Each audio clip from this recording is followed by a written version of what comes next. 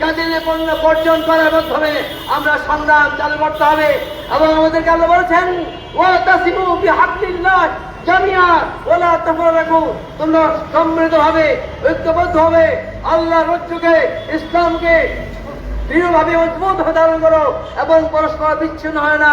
এবং তোমাদেরকে বলা হচ্ছে তোমাদেরকে একটা জান্নাতে একটা সাংবাদিক আন্তর্জাতিক আন্দোলন আহ্বান হিসাবে ঘোষণা করছি।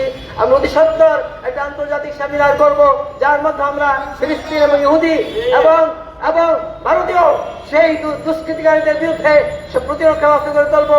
মহান আল্লাহ বলেছেন لتجدن أشد الناس عداوة للذين آمنوا واليهود وفتح قريب وبشر المؤمنين।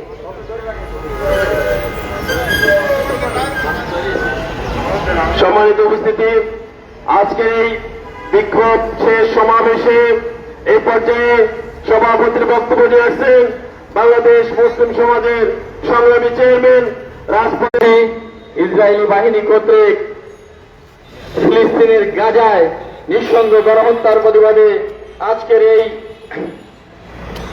বিক্ষোভ মিছিল শেষে সংক্ষিপ্ত সমাবেশে আমার বক্তব্য হল এটাই যে এই ইহুদিবাদী গোষ্ঠীর মোকাবিলায় ইহুদি গোষ্ঠী বারবার ফিলিস্তিনিদের উপরে তাদের আগ্রাসন চালিয়ে যাচ্ছে, আর তাদের মদত দিচ্ছে বিশ্বের সর্বপরাশক্তি আমেরিকা।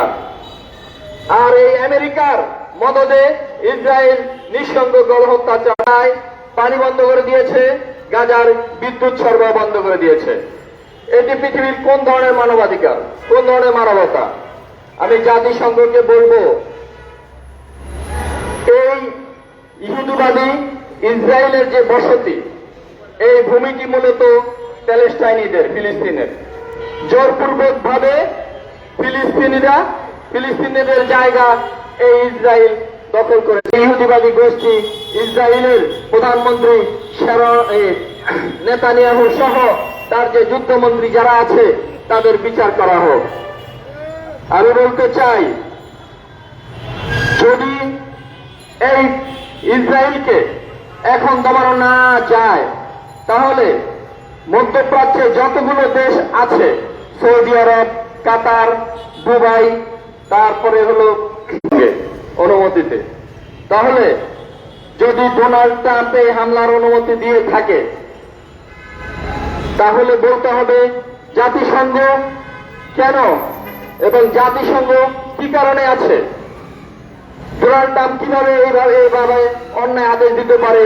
ফিলিস্তিনি মুসলিমদেরকে নিরাপদ করতে হলে মুসলিম নেতাদের ঐক্যবদ্ধ হতে হবে। আমি তুরস্কের প্রেসিডেন্টের প্রতি আহ্বান জানাবো, অনতি বিলম্বে আপনি জাতিসংঘে নিন্দা প্রস্তাব উঠান। আমি আমাদের সরকার প্রফেসর ইউনূস সাহেব হতে পারে। তাহলে আমি বলবো, এই যে ইহুদিবাদী গোষ্ঠী যেভাবে নিরীহ প্যালেস্টাইনের গাজায় হত্যাযজ্ঞ চালিয়েছে, এই ইহুদিবাদী গোষ্ঠীর এই হত্যার প্রতিবাদ দ্রুত আপনি জাতিসংঘে পাঠান এবং জাতিসংঘে